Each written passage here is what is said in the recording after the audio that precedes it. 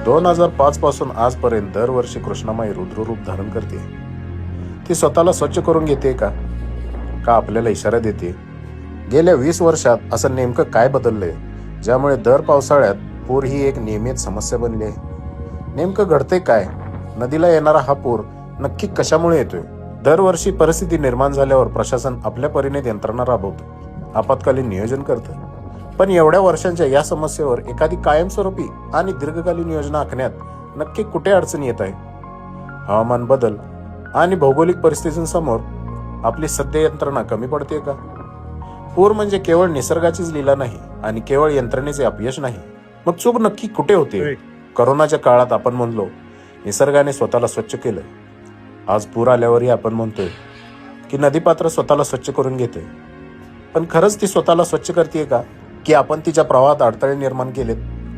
नदीपात्रातील वाढतं बांधकाम, प्लास्टिक आणि कचरा या मानवी हस्तक्षेपामुळे नदीचा श्वास गुदमरतोय का? निसर्ग स्वतःला स्वच्छ करत नाहीये, तर तो आपल्याला एक इशारा देतोय. केवळ प्रशासनावर बोट ठेवून किंवा परिस्थितीला दोष देऊन ही समस्या सुटणार नाही. एक जबाबदार समाज म्हणून आपलीही काही कर्तव्य आहेत. नदीकाठचे पर्यावरण जपण्यात आपण कुठेतरी कमी पडतोय का? हा पूर रोखण्यासाठी आता प्रशासन आणि समाज या दोघांनाही एकत्र येऊन विचार करण्याची वेळ आहे. निसर्गाशी संवाद साधत, चुका दुरुस्त करत पुढच्या पिढीसाठी आपण कृष्णामाईचे हे संकट टाळणार का? विचार करा आणि नक्की कमेंट करा.